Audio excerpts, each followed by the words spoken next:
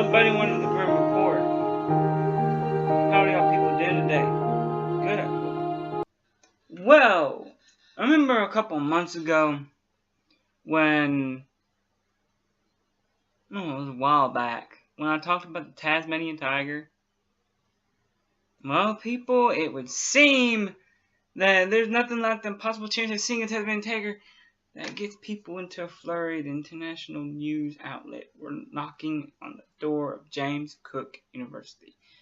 Distinguished research professor Bill Lawrence, once he announced he was kicking off a field survey in Cape York earlier this year to try and find the extinct Tasmanian tiger known as the Thailandsia.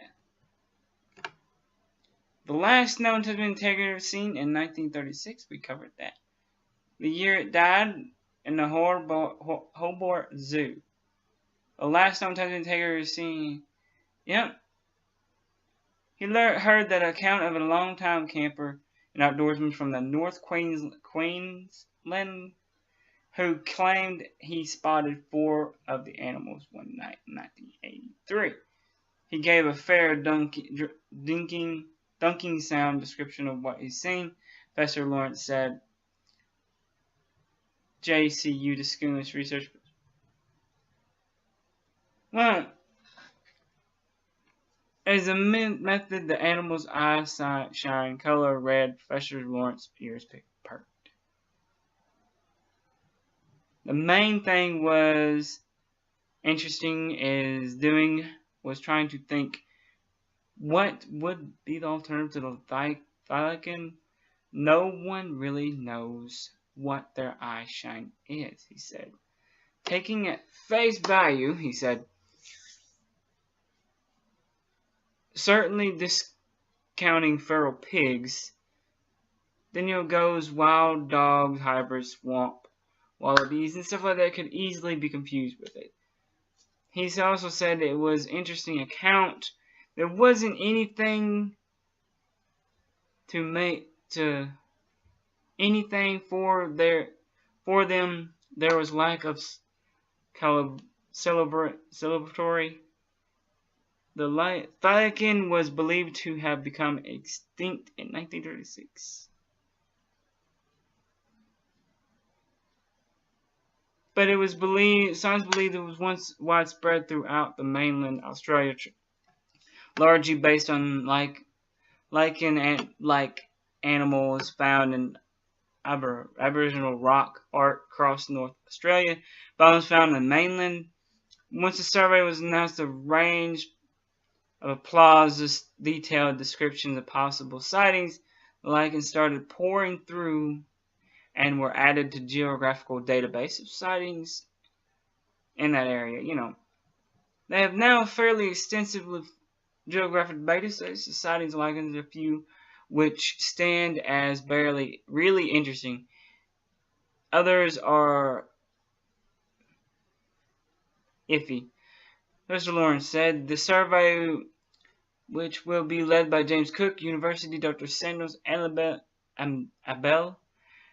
will dovetail with her flagship project to document a number of species that are declining in the area, such as the northern quill, several bandicoots, and northern bettong, and native rodents. They know there are a bunch of species that have seemingly become extremely rare compared to what had been known in the past. Professor Lawrence said the flagship project focused strongly on these mysterious declines and tried to understand what they might be responsible for them. Even though we think that the chance of encountering a thylacine are extremely small, they have decided to go ahead and incorporate it into the rigorous scientific survey using pretty cutting-edge techniques, same thing, including their field kit, which are more than 50 high-tech cameras, traps, survey sites. Field trip will cover an undisclosed area in Cape York and will kick off towards the end of the month. That's this month, guys. From what I've seen, that's this month. They're going to kick it off this month. hopefully pretty soon I'll be with another update. Have more information. I got this from BBC. BBC.com, you know, one of the news things, whatever. Brighton's Times, Queensland scientists at kickoff. You just want to look up brightonstimes.com, AU/Queensland scientists at kickoff, if you guys want to read what I just read. I also got it from Coast to Coast, guys, so you can find it there. But yeah, Tasmanian tiger, guys. Wow. And they're going the end of this month. They're trying to find it. Of course, there's other things they're going to look up. You know, you can't just say, "Oh, I want to do a thing on the Tasmanian tiger," and you not have any results. So you're going to have to do something else as well. You know, to further your thing, to further what you want to do, you're going to have to do a lot more research into this.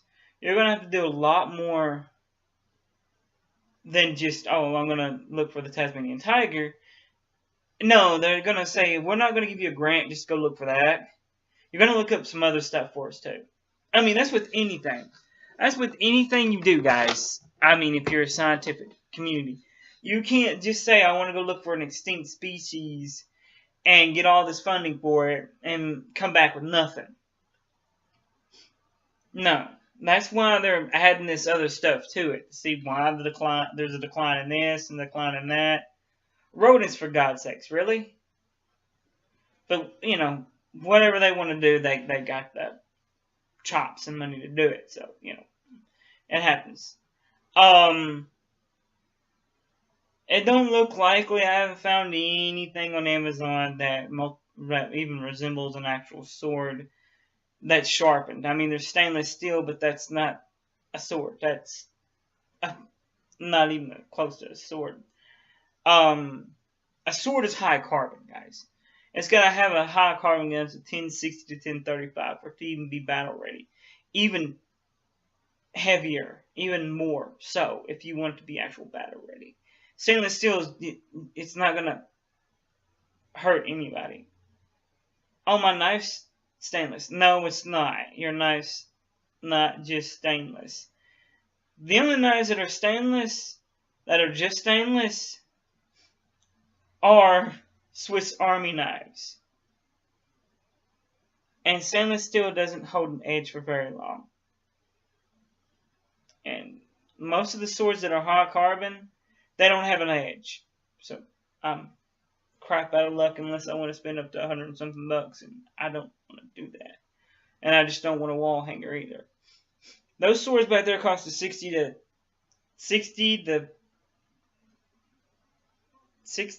50 bucks. The top one was 60 something, and the bottom, the one on the edge here,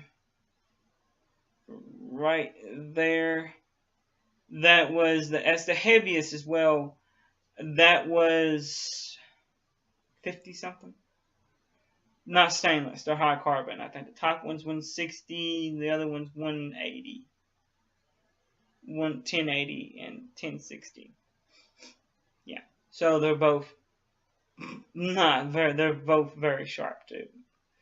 But yeah, the shield, I mean, I can get a shield pretty cheap, but I'm wanting a real sword that I don't have to sharpen. I need to get a sword sharpener anyways. But yeah.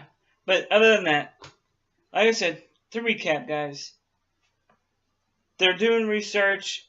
At the end of this month, they will be heading to Queensland to do that research. No, York. Sorry, York, Australia.